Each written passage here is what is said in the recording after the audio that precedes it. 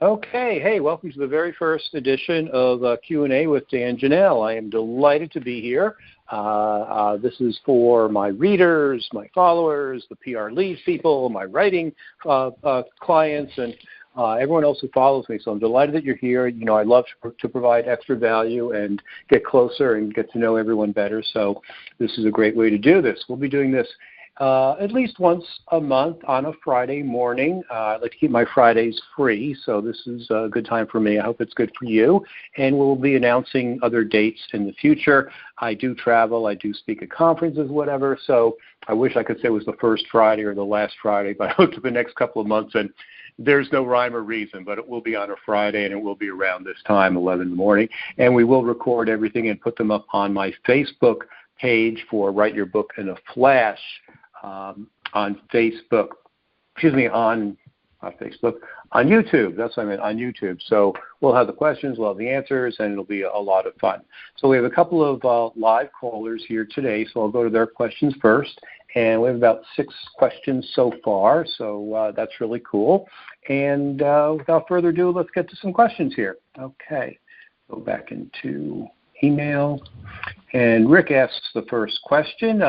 Rick, but by virtue of being one of my longest-standing clients here, well more than a decade, and I thank you for that, you get to ask the first question. And it says, I am close to writing another book. It will probably be 75 pages or less and very practical. I'm thinking of self-publishing using print-on-demand publishing service and offer the book an ebook version as well. It doesn't need to be a bestseller, nor do I need to make a lot of money off of it. But I do want to get the book into the hands of a lot of people who can hire me for consulting or speaking. Those people tend to be senior leaders in large organizations, 10,000 plus employees. How's my thinking? What am I missing? Okay, this is my favorite question of all time. So you really threw me a softball here, Rick, and I'm happy to answer for you and to go into more detail one-on-one with you if we need to. Okay, let's take these questions in order.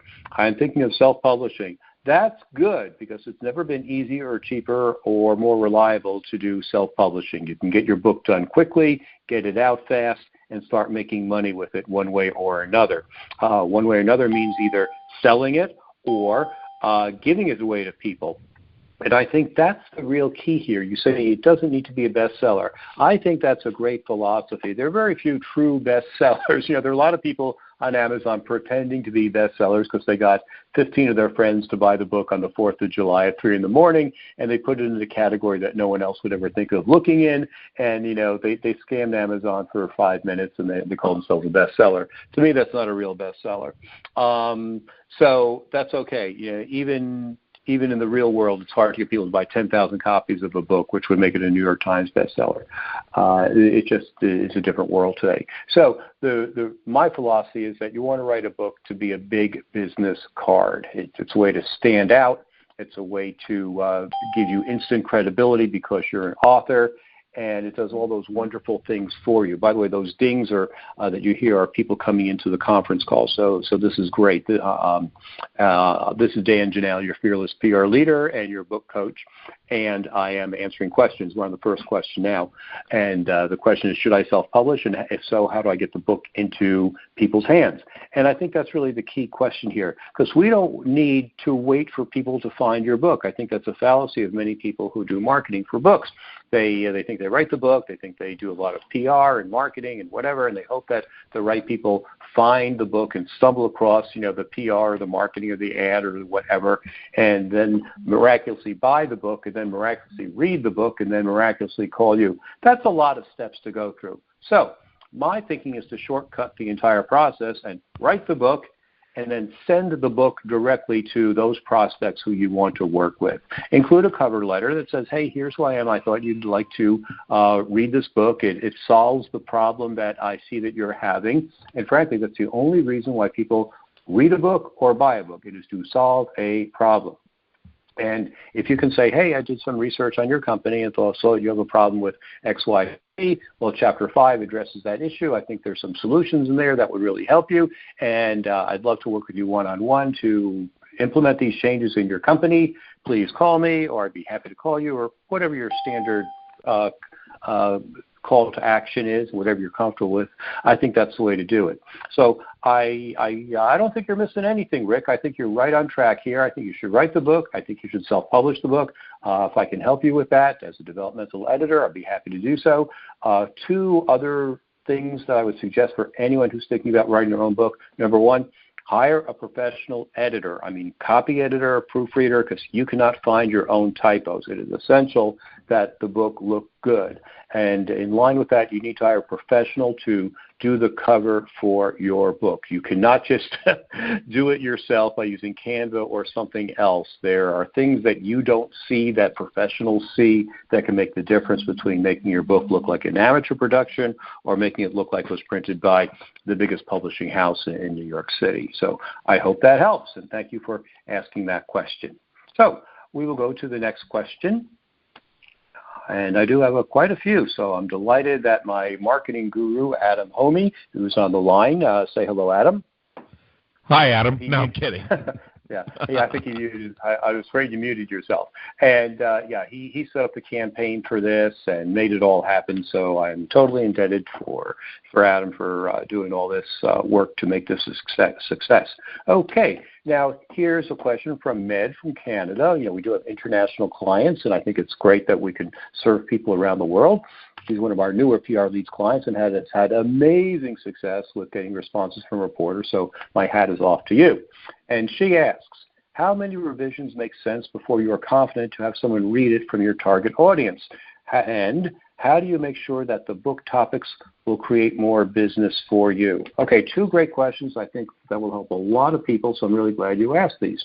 And for those people who joined us on the line, we will be recording this, and we will be posting this entire file to YouTube with the questions and the answers so you can catch what you missed. Okay, so how many revisions make sense? Well, I don't think that's an accurate number. I think it's when you feel you are confident that you have something that you've taken as far as you can go and you can't take it any further, then that's when you want to show it to people. Now, it doesn't have to be the whole book. I wanted to dispel that myth.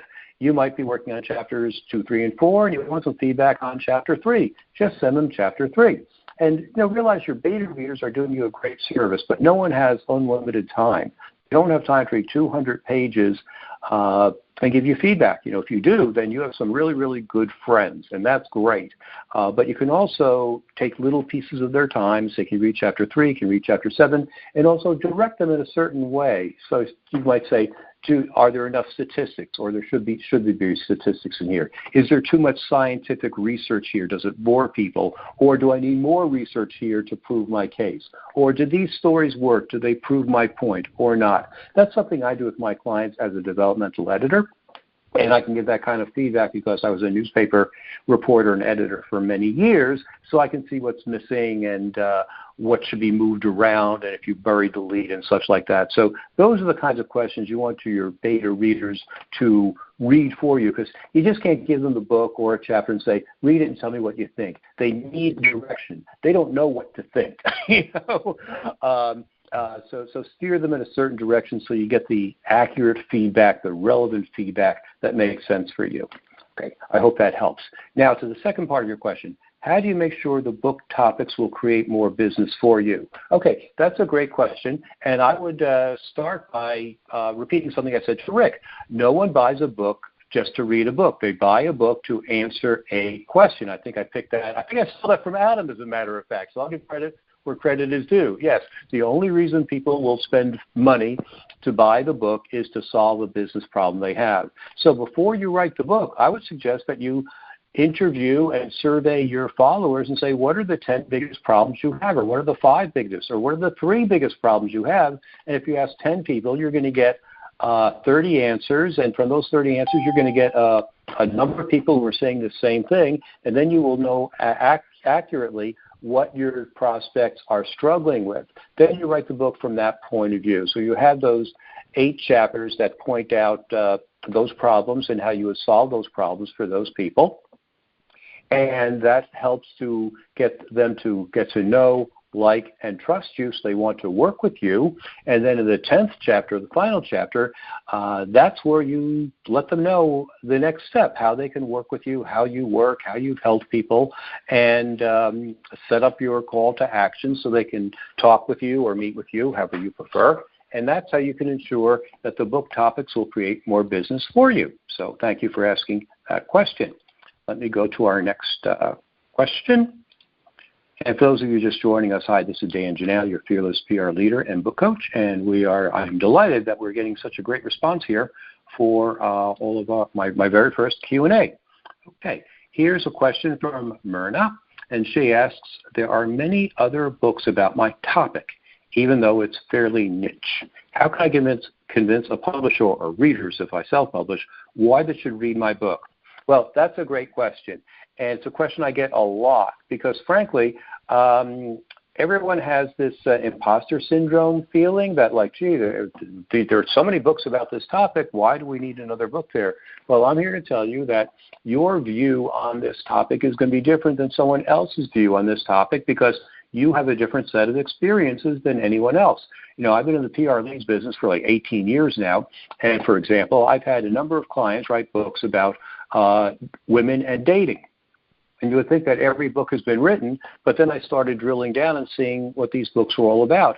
And there's dating for women in their late teens. There's books for women dating who are recently divorced in their 40s. There are books for women who are divorced who have kids who are under 10, and for kids who are over 10. There are, they have different issues. There are books for women who are in their 60s and 70s who are widowed and getting back into the dating scene. And there are about 20 other vertical markets in there as well. So every market can be niched. So that's one way to separate your book from everything else.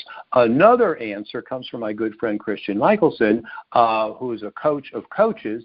And I remember going to one of his conferences once, and he had a number of other people speaking who had products and courses that directly competed with his. And I said, Christian, why did you invite these other people to speak here? They're going to cannibalize your business, you know? And he said, you know, some people are going to want to work with me because of who I am, and some people are going to work with someone else because they like who they are. They're a woman, they're a man, they're older, they're younger, whatever. So there are many different ways to slice the puzzle. And secondly, no one buys just one book in a topic. You know, think about it.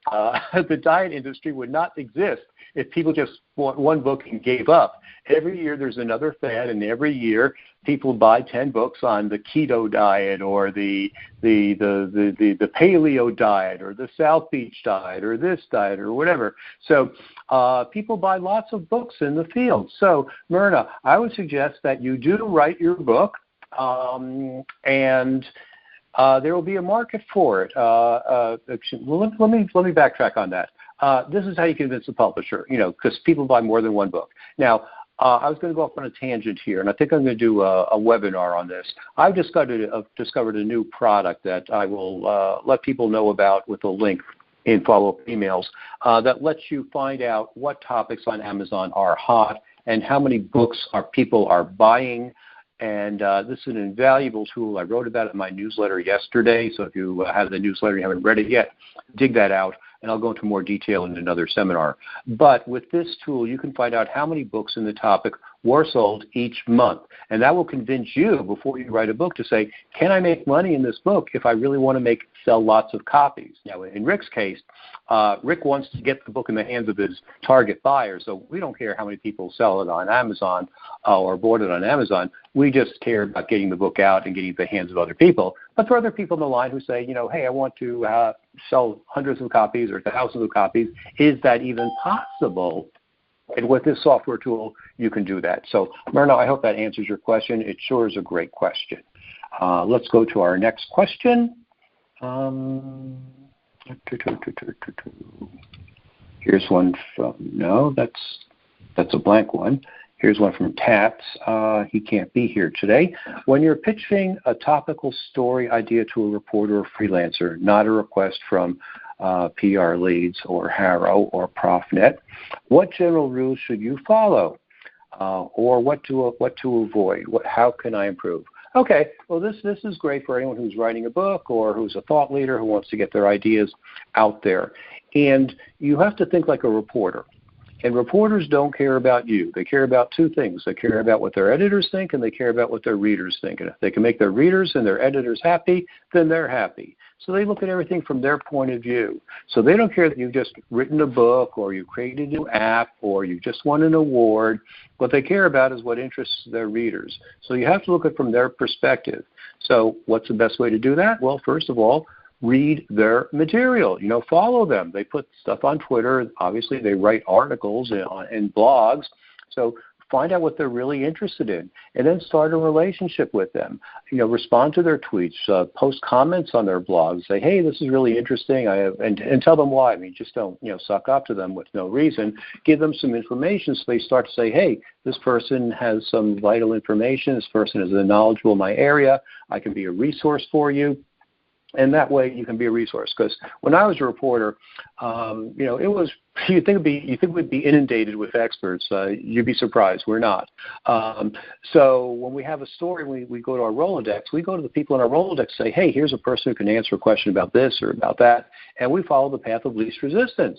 So if you can reach out and do that, believe me, you'll be one of the few people who are doing that, and you will stand out in a very, very positive way.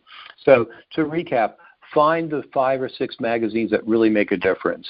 So I don't want to make this a difficult task for you. Just limit it to 5 or 6, key magazines or publications or blogs in your field, because I'm a strong believer in the 80-20 rule. You get most of your response by just hitting the target people who can make the biggest difference for you.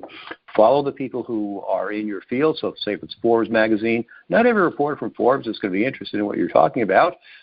Find the one reporter who is, and it's easy to do because they have topics listed.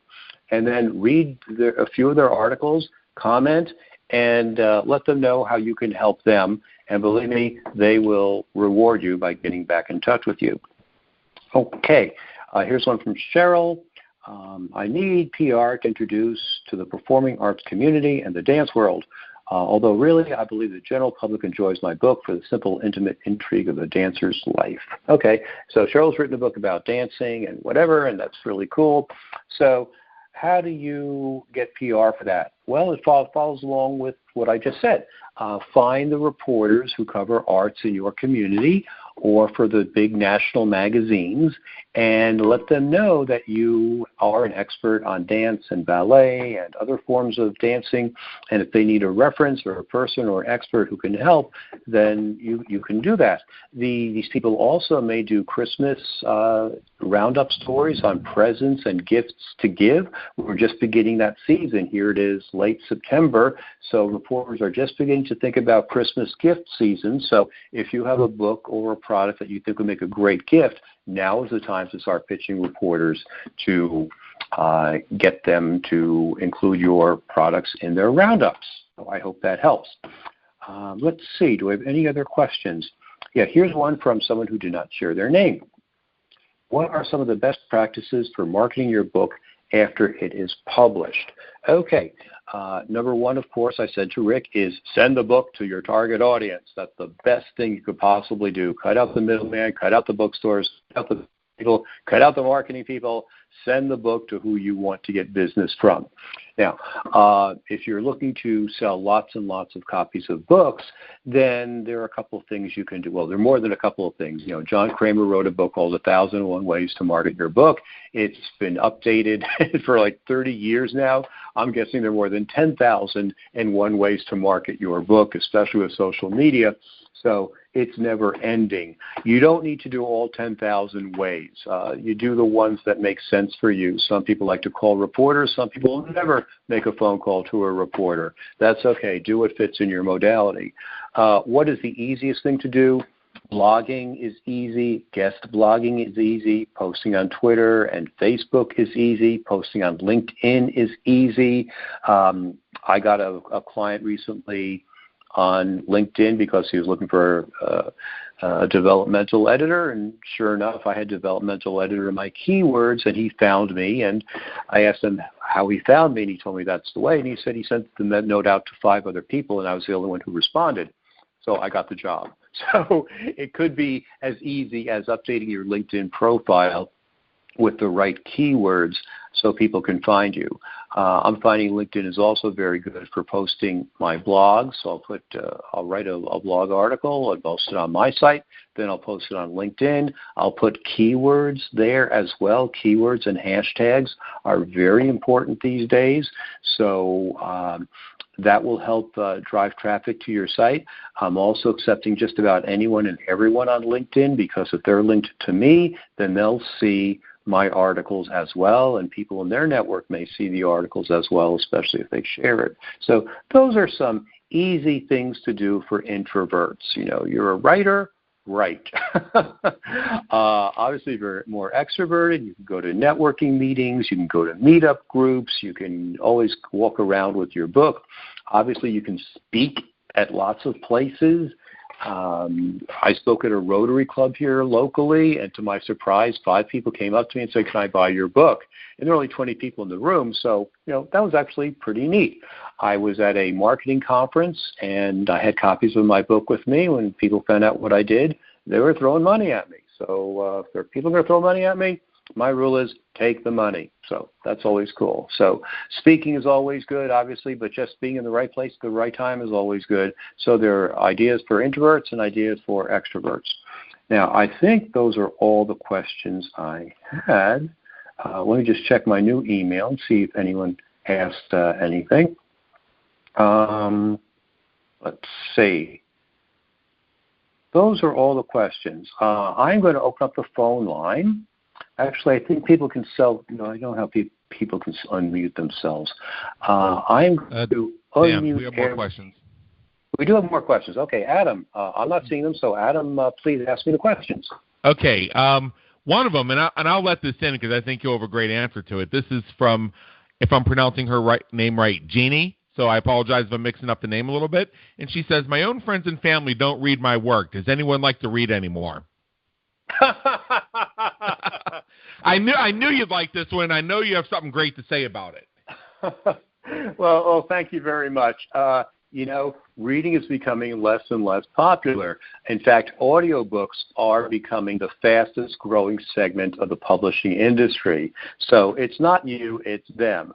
So the message here for everyone on the line who's writing a book is maybe you should create an audiobook version of the book. Now, you can read it yourself. There are many apps out there where you can do recording and editing on your own. You can hire a recording studio. You can hire a voiceover artist.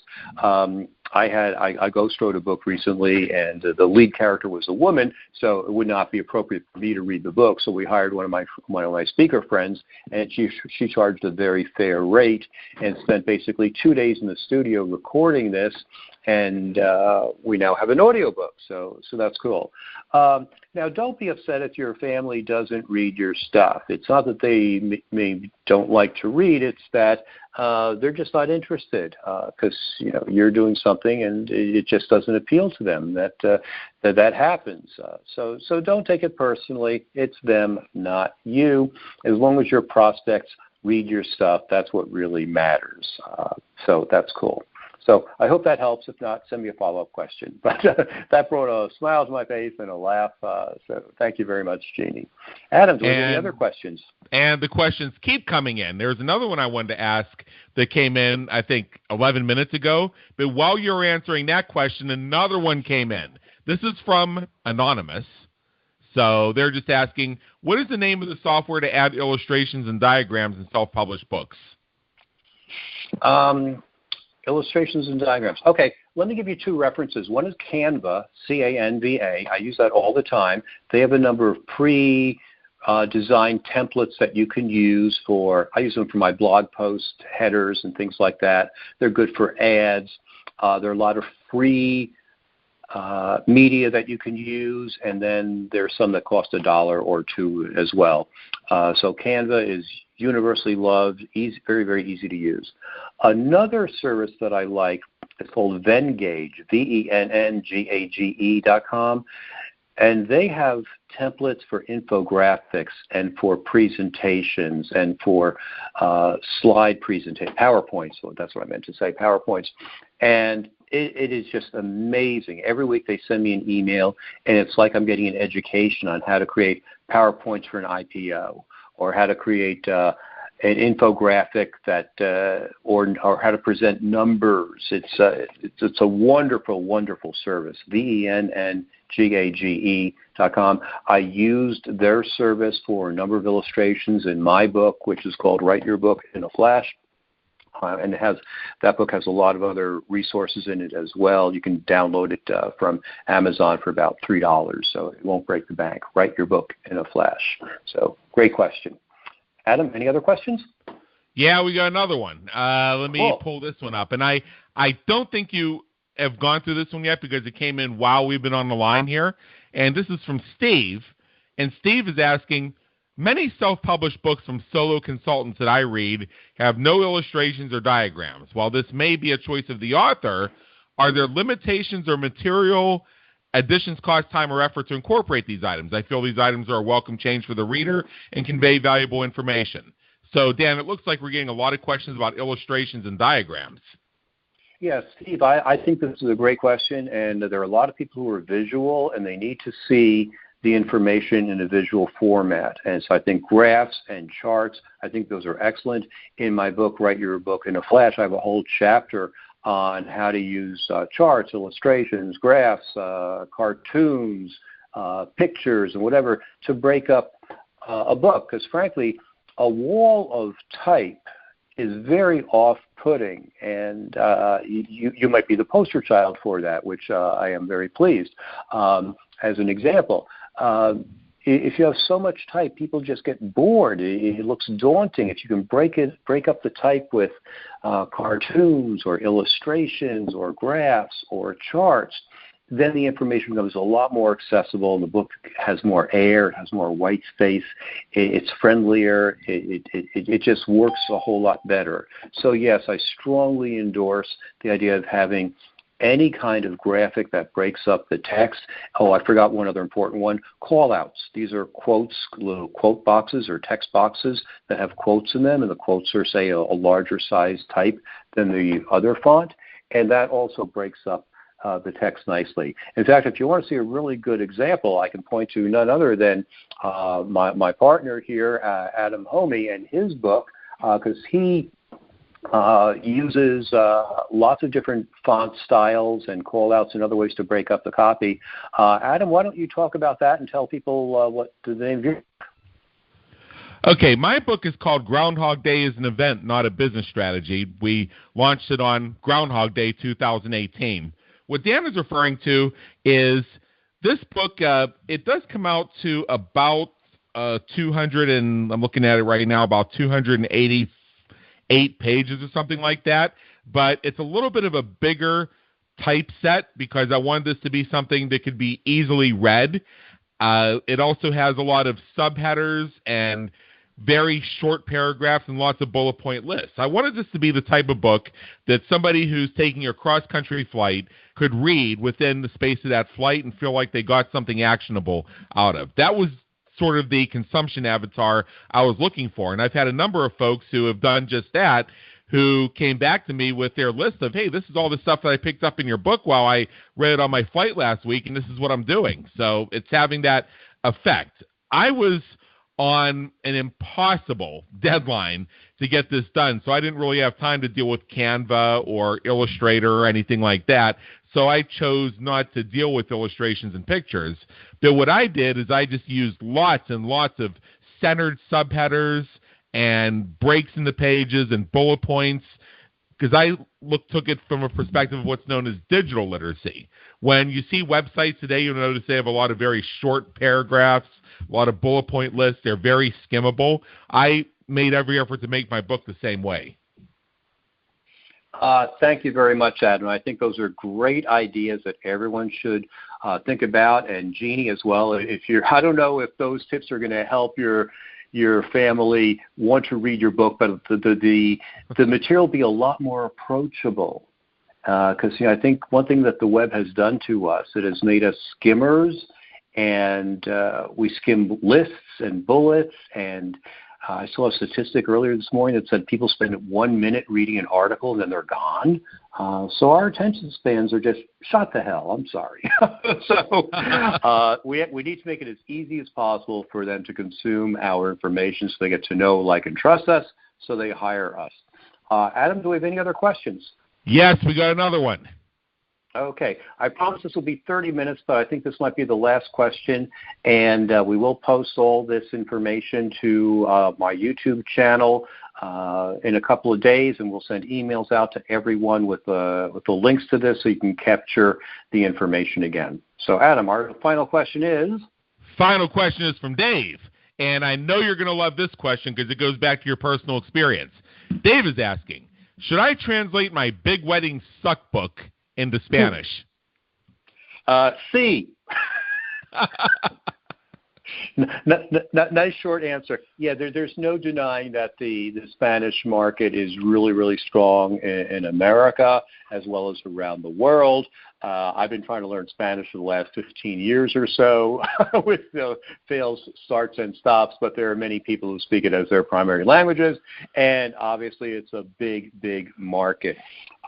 So, yeah, that should be a no-brainer, and it's for many of you on the line as well. You should think about international translations of your book for the American market. I mean, I've been lucky to have my books translated into 6 other languages, and my publishers have taken that task with other international publishers. And I know someone is going to ask the question of, how do you do that? Well, when an international publisher is interested in your book, they work with your publisher. In my case, it was Wiley, and they work out a deal. It's not a lot of money. I think we got $500 each time and promises of royalties, and we never heard from these people again.